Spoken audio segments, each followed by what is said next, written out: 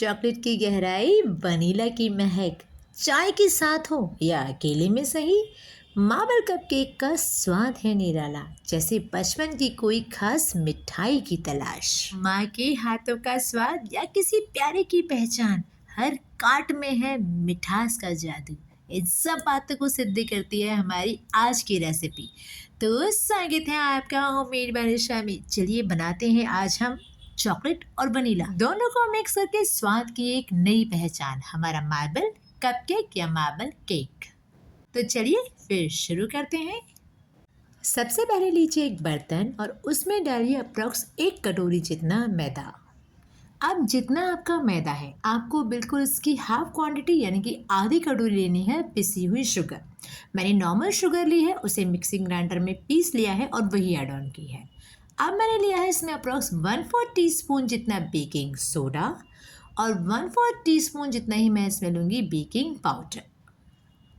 Actually soda और powder जो है हमारे केक के फर्मेंटेशन में हमें हेल्प करेंगे। नाउ मैंने इसमें डाला है अप्रॉक्स 2 छोटी चम्मच जितना रिफाइंड ऑयल। बस आपको एक चीज़ ध्यान रखनी है कि रिफाइंड ऑयल कोई भी स्मेल वाला ना हो, लाइक सरसों का तेल होता है ना, इस तरह के ऑयल आपको काम में नहीं लेने हैं। और अगर आप चाहें तो इसकी जगह बटर भी काम में ले सकते हैं, लेकिन बटर मेल्ट होना चाहिए और उसकी क्वांटिटी जो है 1 चम्मच जितनी बढ़ जाती है, यानी कि आपको 2 की जगह 3 चम्मच काम में लेना है। अब जितना हमारा मैदा था सेम उतनी ही क्वांटिटी में हमें लेना है दूध, और दूध को हमें जो है थोड़ा थोड़ा करते हुए डालते जाना है और साथ में इसका एक बैटर बना लेना है। यहाँ पे मोस्ट इम्पॉर्टेंट बात, एक तो आपका जो दूध है वो रूम टेम्परेचर पे होना चाहिए, दूसरा आप उसे धीरे धीरे डाल के मिक्स करेंगे। अगर आप सादा दूध एक साथ मिक्स कर देंगे तो इसमें लम्स बन जाएंगे। तो दूध की क्वांटिटी को धीरे धीरे करके डालते जाइए, साथ में स्पैचुला या स्पून की हेल्प से इसे आप शेक करते जाइए सो दैट इसमें लम्स नहीं पड़े। अब हमारा बैटर हो गया है रेडी। हम इसे डिवाइड करेंगे 2/1 के रेशियो में। हाँ जी, यानी कि हम 2 हिस्से जितना तो रखेंगे हमारे बड़े बाउल में और एक हिस्सा हम निकालेंगे हमारे छोटे बाउल में। अब आपका जो छोटे बाउल वाला हिस्सा है यानी कि 1 पार्ट जो है उसके अंदर आप डालिए 1 चम्मच जितना कोकोआ पाउडर और इसे अच्छे से शेक कर लीजिए। अगर आपको लगता है कि आपके कोकोआ पाउडर का रंग नहीं आया है या आपको ज़्यादा डार्क करना है तो उस कंडीशन में आप इसमें हाफ टी स्पून तक कोकोआ पाउडर और ऐड ऑन कर सकते हैं। नेक्स्ट, दोनों हिस्से अच्छे से प्रिपेयर होने के बाद में मैंने लिया है वाइट विनेगर। ध्यान रखिए आपको कोई भी फ्लेवर्ड विनेगर काम में नहीं लेना है। वाइट विनेगर की 1 छोटी चम्मच डालिए ब्लैक वाले हमारे बैटर में और 2/1 के रेशियो के अकॉर्डिंग 2 चम्मच जाएगा हमारे वनीला वाले बैटर में। अब इसे बिल्कुल लाइट हैंड से करिए मिक्स, प्रेशर नहीं लगाना है वरना केक में फ्लफीनेस नहीं आएगी। विनेगर का काम होता है इसे एक अलग से फ्लफीनेस देना, राइट। तो सेम मैंने ब्लैक को अच्छे से हिला लिया है। अब 2 से 3 बार हल्के हाथ से मिलाइए वाइट वाले बैटर को।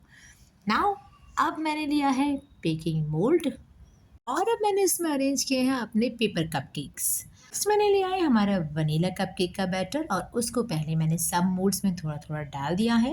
इसके बाद में थोड़ा सा मैंने लिया है हमारा ब्लैक वाला कपकेक का बैटर और उसे मैंने हर मोल्ड के सेंटर में डाला है अप्रॉक्स हाफ टी स्पून तक। चाहे तो इस मेजरमेंट को इसका अपोजिट भी कर सकते हैं, लाइक आप 2 रेशियो में 2 का रेशियो डालिए ब्लैक चॉकलेट में और 1 का रेशियो डालिए वनीला में। तो ये आपके ऊपर है कि आप उसे किस रेशियो से बनाना चाहते हो। अब मैंने उस पर अपना पूरा ब्लैक वाला चॉकलेट का बैटर डाल दिया है। सेम मेरे पास में वाइट बैटर भी थोड़ा सा है तो मैंने उसको भी ब्लैक वाले के ऊपर थोड़ा थोड़ा हाफ टी स्पून तक पोर कर दिया है। नेक्स्ट मैंने ली है एक टूथपिक और उस टूथपिक से मैंने जो है इस पर निशान बना दिए हैं, लाइक जिससे दोनों के दोनों जो हमारे फ्लेवर्स हैं वो आपस में मिक्स हो जाएंगे और इसके ऊपर एक new amazing design after baking बनकर आएगा। अगर आप चाहो ना तो इस बैटर को पाइपिंग बैग में भरकर अपने अकॉर्डिंग अल्फ़ाबेट में भी बना सकते हो और कोई नई डिज़ाइन भी दे सकते हो।